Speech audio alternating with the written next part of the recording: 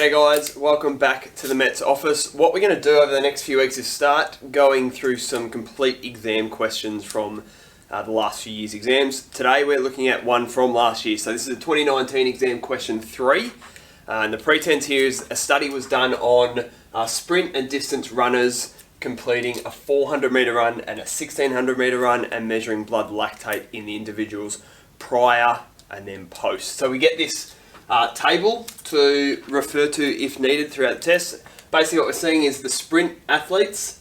I guess resting data 1.3 here, 1.4, 1.5, that's not so important. Resting between 1 and 2, we just want to look at how that changes.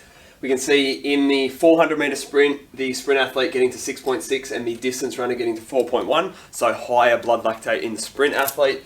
And then it's in the 1600 metres, the sprint athlete getting to 14.5 millimoles and the distance athlete getting to 8.8. So basically all we're looking at there, the sprint athlete is achieving higher blood lactate levels in both trials compared to the distance runner. Alright, we'll come over to this side and we'll have a look at the questions. Now, some of this is going to be a bit of crossover between Unit 3 and 4. You'll find the PE exam, really, the units all work together. So it's often that we might have a question that has a biomechanics part linked in with an energy systems part linked in with the training methods, all in one question. So there's some stuff in here that maybe is Unit 4 and you haven't got to yet, but that's fine. You can look at this later in the year again as some revision. So part A, it was a 2-mark question. 42% of the state got both marks. So just under half got both marks. It just said list 2 training methods that a sprinter should have as part of their regular routine.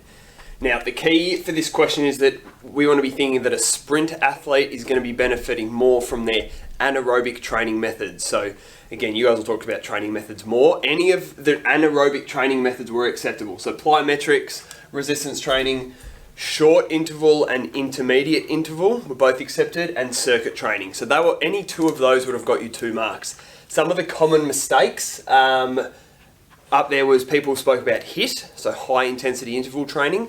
Now when we get to HIIT, you're going to learn that is going to be an aerobic training method, looking for aerobic adaptation. So that's why we want to avoid that with our sprint training.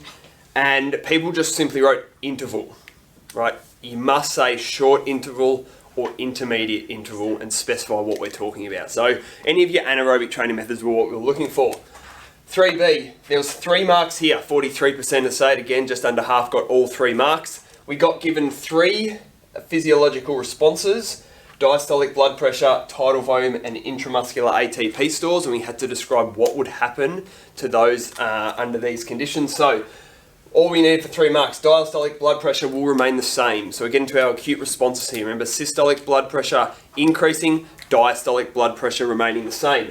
Tidal volume will increase, right? So it's from the start to the end of the race. Tidal volume will clearly be, you'll be taking deeper breaths after this high intensity activity compared to at rest. So tidal volume goes up, and then intramuscular ATP stores, they're your intramuscular fuel stores, they are going to decrease, right? That chemical fuel we're going to use up quite quickly, so our intramuscular ATP goes down.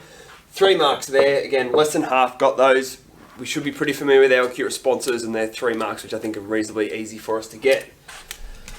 All right, it started to get a bit harder from here, and our marking went down. So 3C was worth 3 marks. 10% of Victoria got all 3 marks. So 1 in 10 students actually managed to get 3 out of 3.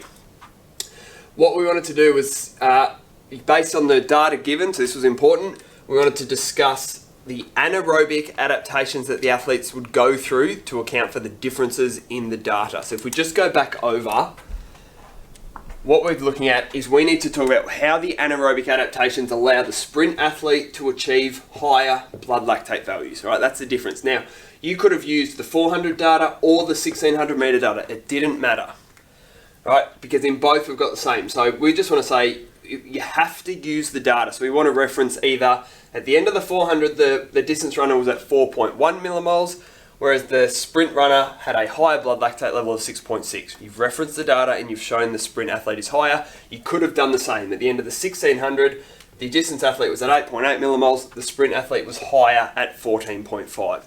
There's one of the 3 marks for referencing data, and they were 2 ways you could have done it. The other things we needed to include was 1 adaptation, right? We only needed 1. Now, some of the things we could talk about, our anaerobic adaptations.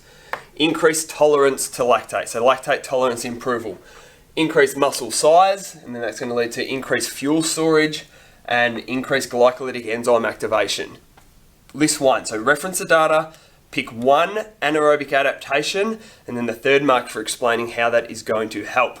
So if we were to talk about glycolytic enzyme activity, we can talk about that would allow us to break down our fuel quicker, which is going to increase the rate. We're going to be able to do more work from that anaerobic system. Tolerance means through that anaerobic training, we tolerate those byproducts better, and we can keep using those anaerobic systems for a longer period of time at a higher rate, so we can tolerate that increased byproduct in the bloodstream. So use the data, one adaptation, how it's going to actually lead to improvement, 3 marks, 10% got that last year. 3D. 3D was a graph like this. So I think we got told that the athlete had 16 millimoles of PC stores. How would we measure PC stores? 16 moles, whatever it was. Didn't matter. We got given a starting point. We got given a graph like this where this was our intramuscular PC stores at the start of the event. What we had to do on a graph like this was draw what we expect to happen to our PC stores across the 400 sprint, and then immediately into a passive recovery, what will happen. 2 marks here, 17% got it. What we are looking for now, we're going to say that a 400 metre is very high intensity. It's not quite all out like a 100 metre sprint, slightly lower. So a couple of the keys here, we don't want to get to zero. That was one very important key, is we do not want to get to zero. We're never going to get to zero. We get very close, but don't go to zero. The other was that we are not just going to go down in 100 metres. It's not a 100 metre sprint. It's going to be a bit more gradual than our 100 metre sprint. So we would expect CP stores they're going to go down quite quickly, more at the start, and they're going to get low, and we might see something like that. Gradually going down the whole way, never getting to quite zero, but we are getting through those pretty quick. Now, the passive recovery, that's going to help us replenish it. The only mistake you would really make on this passive recovery part of the graph was if you went higher than starting levels. We're not going to replenish, we can't replenish beyond our resting levels. So as long as we're going up, that's what we want to do there. Passive recovery, they're going up. If we're going to get technical, it's going to increase quicker at the start, and then it's going to start to flatten off a bit. Anything like that is fine.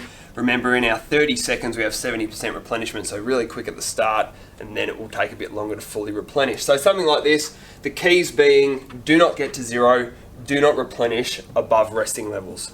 2 marks there, probably not too hard. Sorry about the puppy there in the background. All right, last one, 3E. This again, 3 marks. This was 6% of the state got 3 out of 3. So we found this really hard.